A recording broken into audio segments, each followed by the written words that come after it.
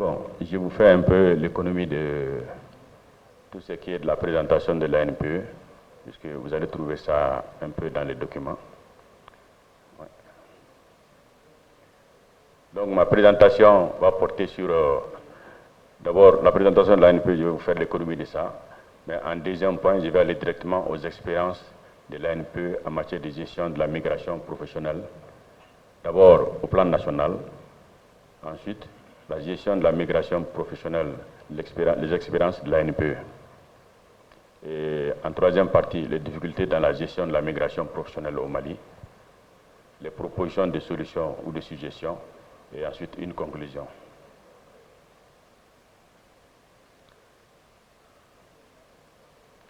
Donc, pour parler un peu des expériences de l'ANPE en matière de gestion de la migration professionnelle, je dois vous dire qu'au niveau national, le Mali a adopté en 2014 la politique nationale de la migration. Et je vous dis, la migration, c'est vraiment une problématique, ça alimente beaucoup de débats, je peux dire depuis 1974 jusqu'à maintenant. Et surtout à partir de 1991, il y a eu beaucoup de débats autour de la migration.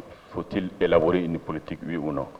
Mais c'est finalement en 2014 que nous sommes parvenus à l'élaboration d'une politique nationale de migration. L'objectif global en fait, de la politique, c'est de mieux gérer la migration afin qu'elle contribue, je peux dire, à la réduction de la pauvreté et au développement durable du pays. C'est ce qui est défini même dans le document. Et dans cette politique de migration, on a au total 7 axes.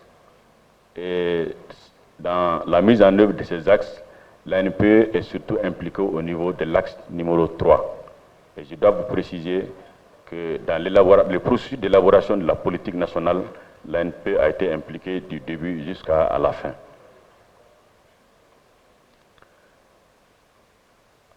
En fait, le Mali, pour faire face à la gestion de la migration, l'État a mis en place un certain nombre de dispositifs organisationnels ou institutionnels et plusieurs actions, plusieurs stratégies ont été également définies.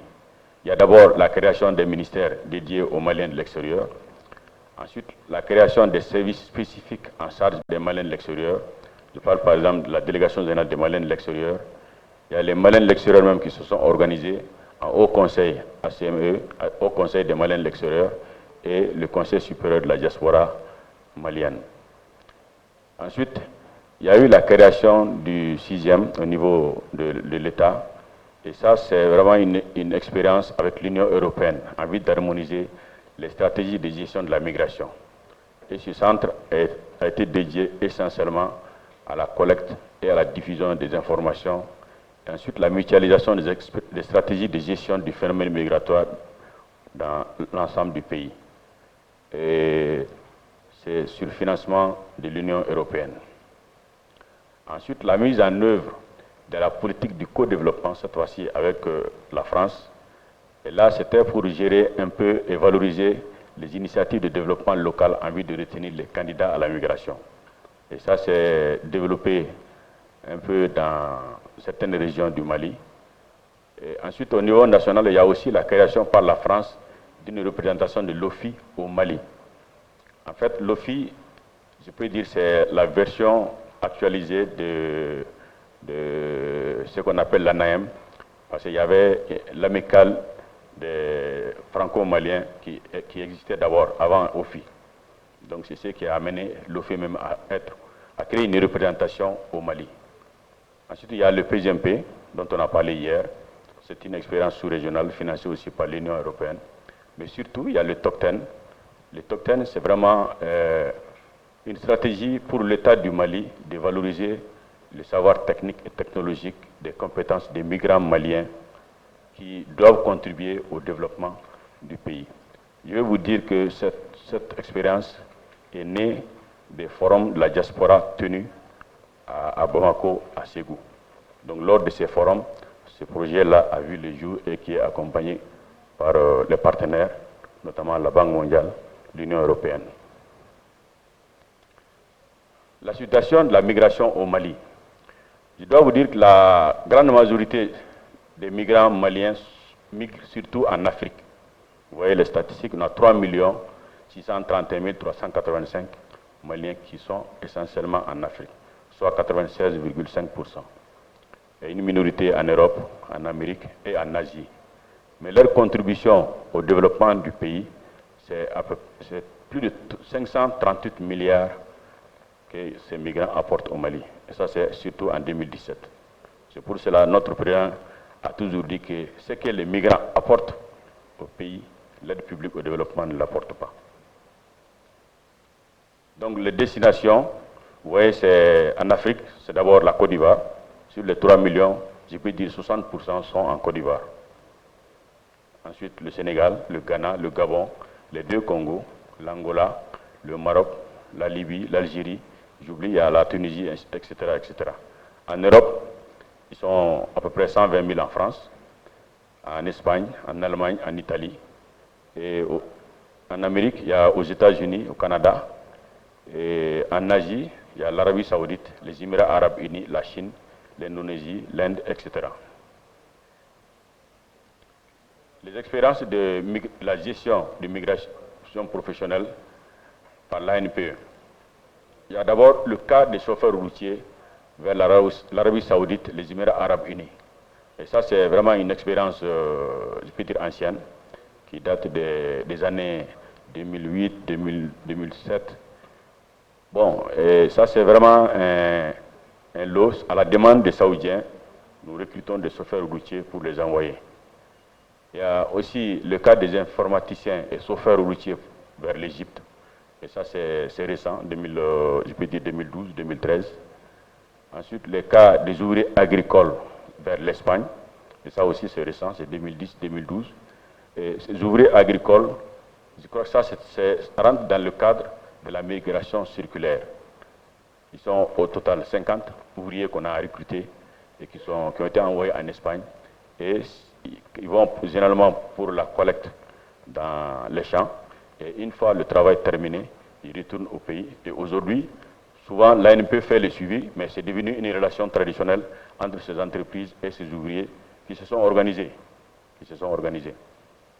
Ensuite, le cas des ouvriers en BTP vers l'Algérie. Et ça, on est en train de faire ça avec une entreprise malienne. Hein, et c'est des ouvriers en BTP que les entreprises chinoises utilisent en Algérie. C'est très récent. Maintenant, il y a le cas des migrants maliens de retour volontaire de la France avec l'OFI. Et là, c'est vraiment un processus rodé aujourd'hui. Et ce qui fait que l'OFI a étendu cette expérience-là à beaucoup d'autres pays de l'Afrique, notamment de l'Ouest et l'Afrique centrale. Il y a l'atelier-école de Caille. L'atelier-école de Caille, je peux dire, c'est le fruit de la migration. Parce que ce sont les migrants maliens, les migrants de la Mauritanie et du Sénégal qui ont créé l'atelier-école avec l'appui de EDF, Énergie de France. Et puisque Énergie de France avait besoin des ouvriers qualifiés dans le domaine de l'électricité et surtout de l'énergie solaire. Et ils ont incité nos migrants organisés en association qui ont créé cette école à l'atelier-école et en impliquant l'ANPE. Et à partir de 1999, c'est-à-dire il y a un comité de gestion, mais à partir de 2000-2012, ces associations se sont retirées pour léguer entièrement à l'ANPE l'atelier-école et qui joue aujourd'hui le même rôle pour former les jeunes dans les métiers qui permettent de les fixer pour qu'ils ne partent pas, parce que c'est dans la région, c'est la première région du Mali où la migration est la plus importante.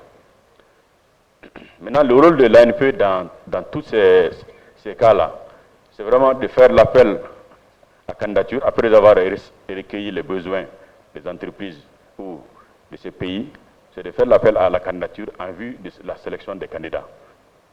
Ensuite, nous préparons des documents de voyage, les contrats et autres documents utiles. Et nous procédons également à l'installation et au suivi des migrants avec les autres acteurs, notamment la DGME, l'INPS, et évidemment avec l'implication du ministère de la Santé, du ministère des Affaires étrangères. Maintenant, les difficultés que nous rencontrons dans la gestion de la migration professionnelle, c'est d'abord la fiabilité ou la maîtrise ou la non-maîtrise des données. C'est-à-dire le sixième qui a été créé, en fait, aujourd'hui connaît des difficultés de fonctionnement, parce que le financement européen ayant pris fin, donc on est en train de voir comment l'État même peut prendre ce centre en charge.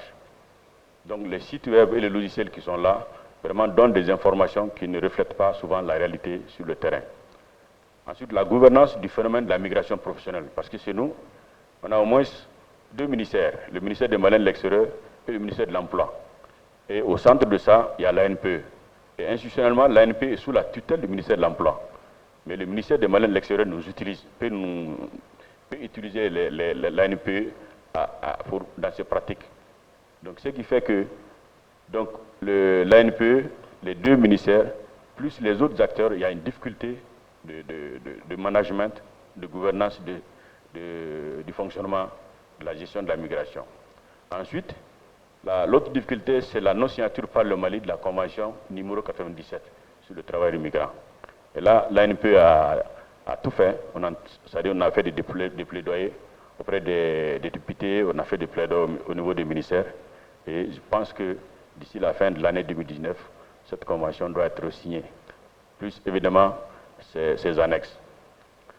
Ensuite, il y a beaucoup les enjeux sociaux, politiques, économiques liés à ça et surtout les fonds extérieurs. Ça, c'est des difficultés. Les enjeux sociaux, c'est par exemple, le phénomène de chômage, c'est vraiment généralisé. Donc, quand il y a généralement une offre, c'est tout le monde qui se lève et c'est-à-dire qu'il y a une influence terrible. Donc la gestion souvent pose énormément de problèmes, surtout que quand les politiques s'y mêlent. Ensuite, le financement même de la politique nationale de l'emploi, dont le coût est estimé à 120 milliards. Donc ce financement, l'État n'a pas encore totalement bouclé. Et ensuite, les projets qui doivent être élaborés en fonction pour la mise en œuvre de la politique de migration, ces projets sont en cours d'élaboration. Maintenant, les propositions ou suggestions que nous donnons, c'est d'abord une synergie d'action de tous les acteurs impliqués dans le processus de gestion de la migration professionnelle. Et cette synergie doit mettre l'accent sur le financement et le renforcement des compétences des migrants et leur organisation, puisque les migrants chez nous se sont organisés, soit ceux qui sont partis, ceux qui ont été rapatriés ou ceux qui ont été refoulés se sont organisés. Ils se sont organisés non seulement par zone, mais aussi par pays. Par exemple, il y a des migrants qui sont revenus de la Libye, des migrants qui sont revenus du Maroc, des migrants qui sont revenus de la France et qui se sont organisés, et même de l'Afrique centrale, notamment de l'Angola. Ensuite, il y a l'harmonisation du cadre juridique et réglementaire sur la migration professionnelle, surtout la signature de la Convention 97, qui donne normalement, les textes doivent être articulés en fonction de cette convention. Et la création d'un observatoire sur la migration professionnelle. Voici les propositions que nous avons transmises un peu à notre tutelle et nous essayons de faire en sorte que ces propositions puissent être traduites en actes concrets sur le terrain. En conclusion, je vous dis, l'ANPE continue quand même vraiment à donner la preuve de ses capacités et la vision globale qui est faire de la problématique de la migration professionnelle une convergence d'activités. Nous essayons de travailler aujourd'hui pour que l'ensemble des acteurs se retrouvent. Par exemple, quand il y a une offre concernant l'Algérie, nous créons le cadre de concertation entre tous les acteurs pour que chacun on définit le rôle et chacun exécute ou ses tâches confiées.